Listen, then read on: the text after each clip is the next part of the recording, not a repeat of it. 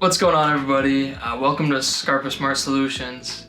This is going to be the introductory video to this channel.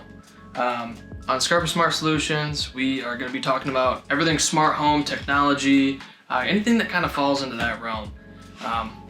Right now, I'm in an apartment, so everything that you see is going to be renter friendly.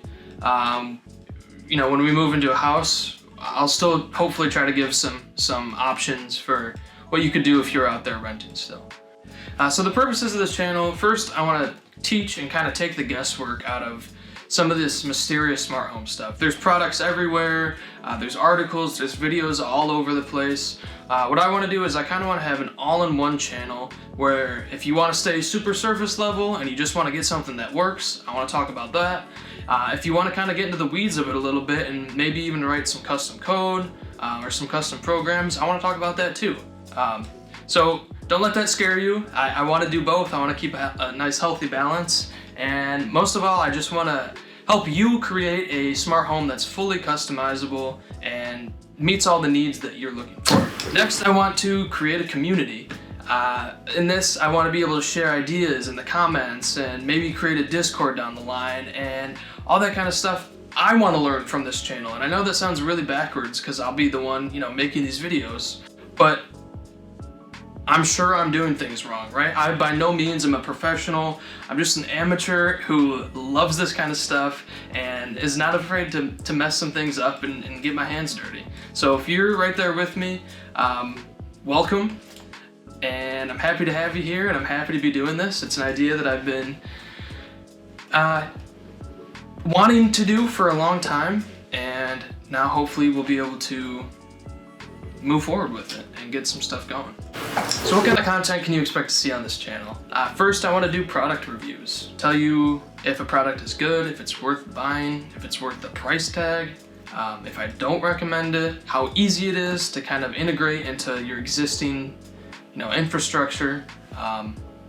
Maybe create some videos on if you're just starting. Where should you start? Where should you be looking? Things along those lines. I want to create tutorials, whether it be how to set a product up, how to set up a server or a service on that server, like an ad blocker, something like that. Maybe we'll go into a little bit of a networking tutorial. Maybe. I don't want to stretch myself too far in that direction because, like I said, I'm not a professional. I learn from others, and hopefully that's going to be what this community is all about, learning from each other.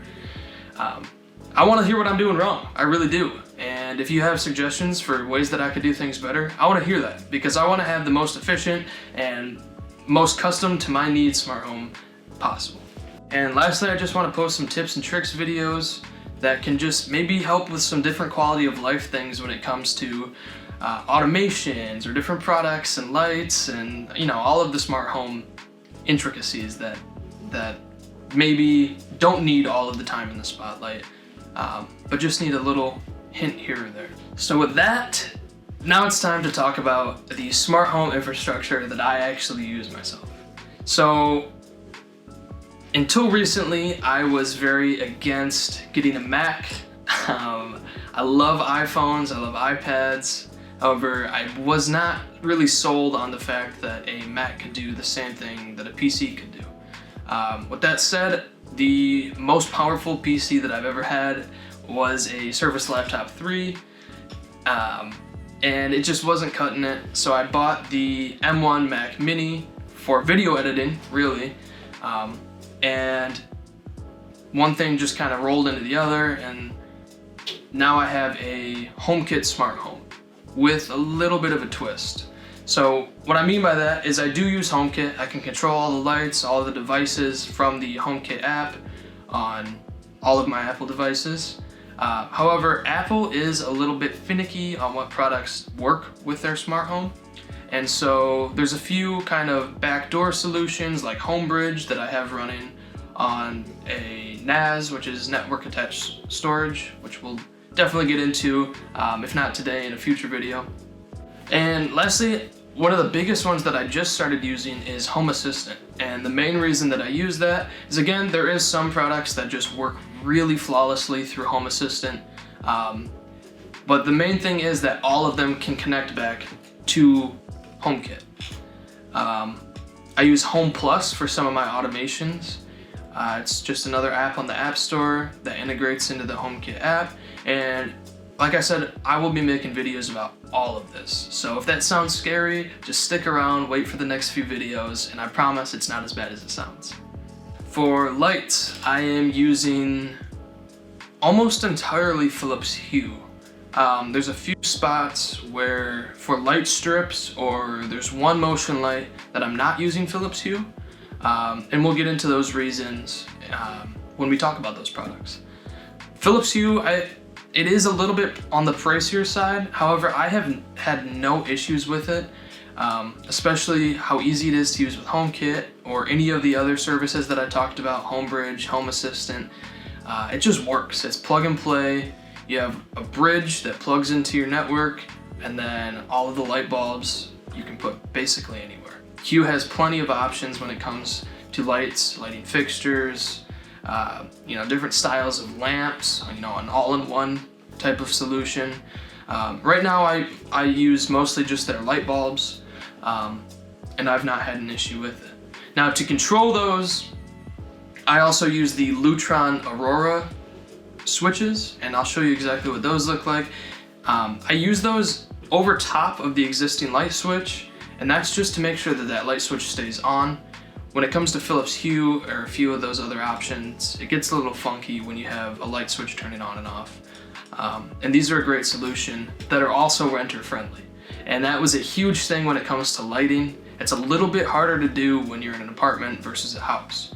In a house, you could probably wire up some smart switches, but like I said, in an apartment, most of the time, if not all of the time, you're not gonna have access or the ability to go ahead and pull out a switch, put something new in, rewire it. So this is just a nice, easy workaround, and it works flawlessly. I already kind of touched on HomeBridge and Home Assistant. With HomeBridge, I was using that only up until recently, and I'll explain why in just a few seconds. But in HomeBridge right now, the only plugin that I'm actually using is for a security camera, and it just brings that security camera into Apple HomeKit and allows me to not only see that camera in the HomeKit app, but also change the behavior of it. For example, I was using that as a motion sensor for the lights in this room up until recently, and the coolest thing about the cameras in HomeKit is you can do everything location based.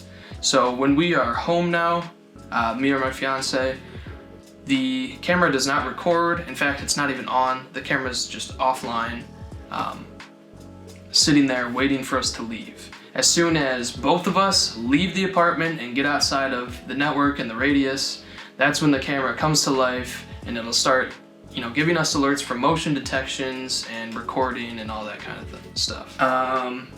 Home Assistant, like I said, that's one of the most recent additions into our smart apartment here. And the main reason that I use that is for all of the different iPads and dashboards that I have around. And the main reason that I went Home Assistant for that, rather than just running the native HomeKit app, is because of the most recent architecture update.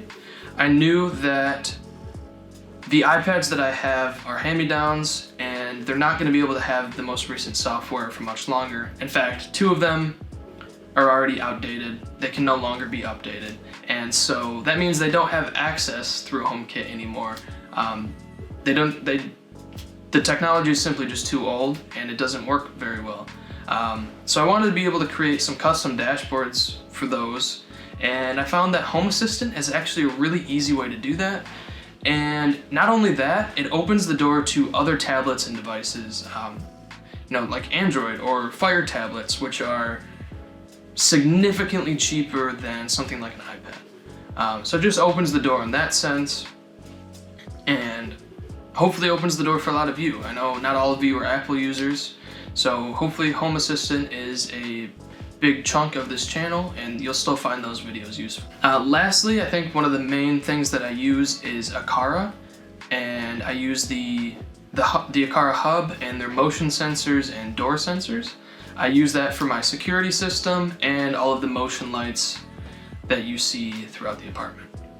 Akara is one that just works natively in the HomeKit app.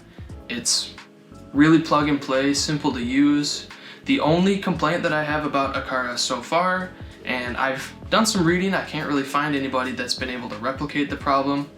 I've had some trouble syncing new sensors when I buy them to the hub, and we'll get into all that in the future when I talk about some of the different setup and all that. Nothing to be too concerned about. I've not had to return anything. I've had it all working since the initial setup. So once you get past that little tiny headache, it's well worth it.